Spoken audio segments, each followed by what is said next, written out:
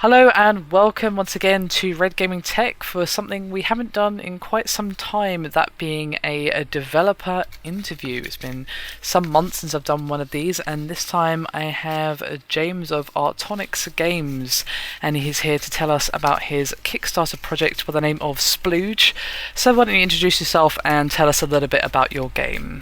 Hi, the listeners may already know me as the kid. I've done some guest videos for you guys at Red Gaming Tech. So Splooj is a game that I came up with a concept for at uni. I'd had kind of floating around my head. I made a demo of it, and I happened to, through work, bump into a guy called David Ratcliffe, who used to work for EA and Lego on the game side of Lego. And the game was literally kind of you had a little cannon at the bottom of the screen that kind of jetted out white pellets, and you had to recolor them with some cannons and collect colored pellets, basically. And I showed that to him and asked if he had any ideas of how to actually make it fun, because it was a bit crap. So he came up with the idea of having the pellets drop down from the top, and you have to complete a sequence of colours by recoloring the pellets as they come down with little cannons. And I really liked the idea. We were trying to come up with a name for it with another guy at work, Jamie. And because of the original game where it was spraying out white pellets, he just kind of, for a laugh, suggested we call it Splooj, and that just kind of became the name we used for it, and it sort of stuck. And it was an in-joke for a while because David didn't know what Splooj meant, and it started out as a bit of a laugh, but then it just kind of stuck, and the game just became Splooj.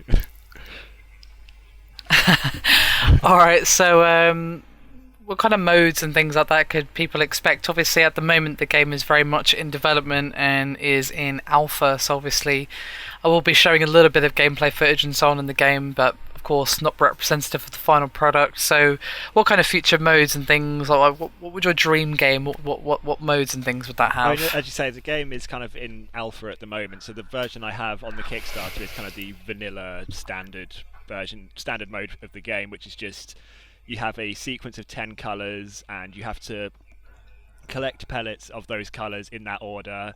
If you get one out of order, you restart the sequence and you have to start again.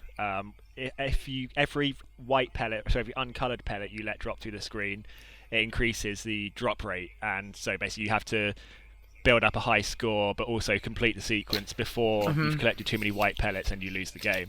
That's going to be the standard mode. Right. Other modes we're looking at are something Okay. like a time attack mode, where you have to complete the sequence within a certain amount of time. Then when you complete it, you get some extra added time.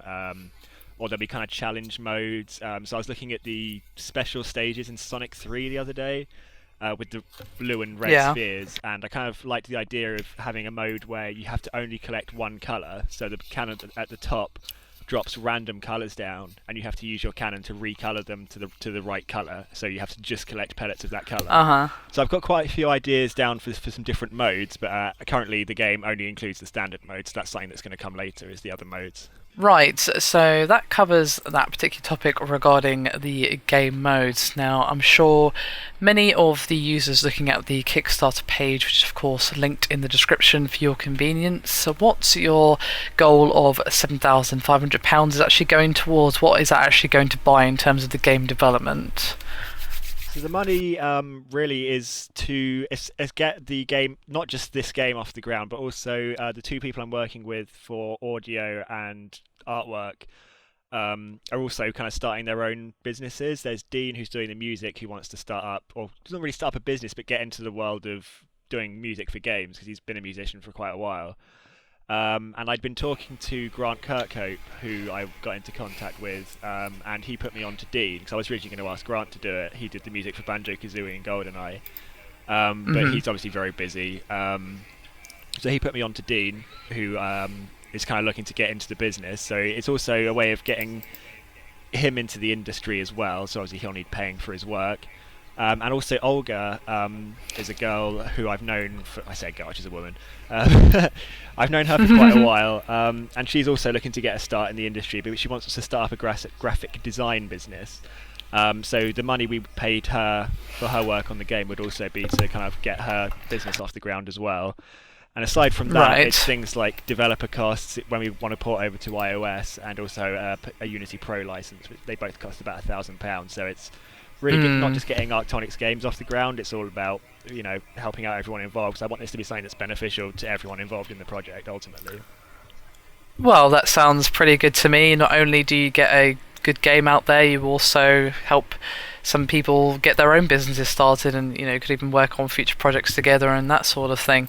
So you mentioned iOS, and obviously this is going to start off on Android. So is it just a case of you'll get an iOS if you can get the license, and then it'll eventually make its way to PC? What's your plan in terms of the platforms for this particular game? I have a working PC version. That will probably be released free of charge at the same time as the Android one. But what my plan is to do a free version on both platforms, PC and Android, and also have a premium version. So the free version will just be the vanilla game mode. The paid version will also include all the extra game modes. So it's almost like a shareware model in a way. Right. People who back £10 or more will get a free copy of the premium version of the game for Android or PC. In terms of iOS, you have to invest some money into that, like get a developer's license from Apple and things. So that's part of what this Kickstarter's for. But we will be doing an iOS version down the line, possibly a few months after the Android version comes out, and potentially Windows Mobile. But I haven't looked into that too much. But we'll do a PC and Mac version, and iOS and Android. But the primary release will be PC and Android. Right, okay. I mean, you did as well sort of touch on my next question that I was going to ask regarding whether or not it was going to be free to play, and you kind of already answered that. So just a case of there'll be a free version that will just come with the basic mode, and then you have like a sort of ultimate edition that you pay a few bucks for, and that'll be the same across all platforms, or how is that going to work? Yeah, I'd imagine there'll be a free version and a premium version for every platform we release for. The paid version will probably it's going to be a budget title, being realistic. It's going to be a £2 or £3 for the premium version, really. But there will be a free version available on every platform. Right, okay. And I suppose that the main question left remaining to ask is, of course, it is still in development, so when do you think we'll be seeing the completed version come out, and will we still get a version regardless of the Kickstarter, or is the game being released at all kind of dependent on that? The game at the moment we're looking to have out on Android PC and Mac in October this year. Okay. The Kickstarter ends at the beginning of March, and then that's when development will really pick up. The game will come to Android and PC regardless of whether the Kickstarter gets funded. That's going to happen anyway. It will have an effect on the quality of the game. Because obviously, I'm going to have to work on it with no capital behind it. So the free version will be on Android and PC regardless. It's just really, what sort of quality it's likely to be. So basically, it is. Right. So basically, if the Kickstarter's funded, it will have the sort of graphics and sound that you have in mind, rather than whatever you can cobble together with no budget. Yeah, I mean, the current graphics in the version I show on the Kickstarter, I actually show two different versions on the Kickstarter. The one where I show it on the Android device is the current version as it stands. That's just graphics I've done in Paint, and it's very rough. Right. Okay. So the game will look better than that regardless, but without funding, realistically, it's not going to be professional looking and sounding. It's going to be very amateurish.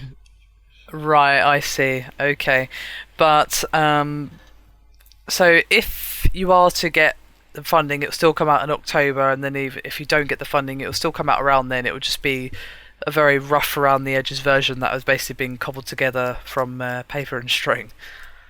Yeah, essentially, it'll come out around October regardless, but it may not be particularly great quality because it'll be a solo project. It'll be just me working on it. Right, I see. So for this game to be fully realised to the its fullest potential, because it does sound like a pretty fun game actually, to be honest. Good game to play sort of when you're on the train or whatever. Then you basically need the money to make it a proper, fully realised game with good graphics, good sound, and the complete package, rather than just a solid idea, but not the money to bring it to proper fruition as you would like to see it, essentially. Yeah, I mean, the idea behind the whole Kickstarter campaign is I want this game to be kind of sort of an investment for the future for me, Dean, and Olga, to kind of get ourselves our different ideas off the ground, kind of as a collective. So without funding, it'll still be a game that I'll make by myself and release, probably for free. But the whole idea behind this particular campaign is that it's to benefit everyone who works on it and really to get our businesses off the ground rather than just solely this game. I mean, part of the funding is for the game. The rest of it is also to pay them for their work so they can, get their names out there. Yeah, get their own businesses up off the ground. Yeah.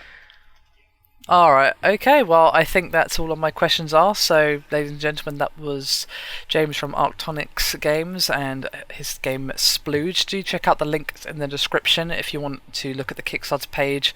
There's lots of information there. Of course, I've showed a little bit of the gameplay in this video as well, but if you want to have a proper look, I suggest you go there, as there's tons more information there regarding, the ins and outs of this game, as well as some developer commentary, which you can find on the Updates tab, I believe.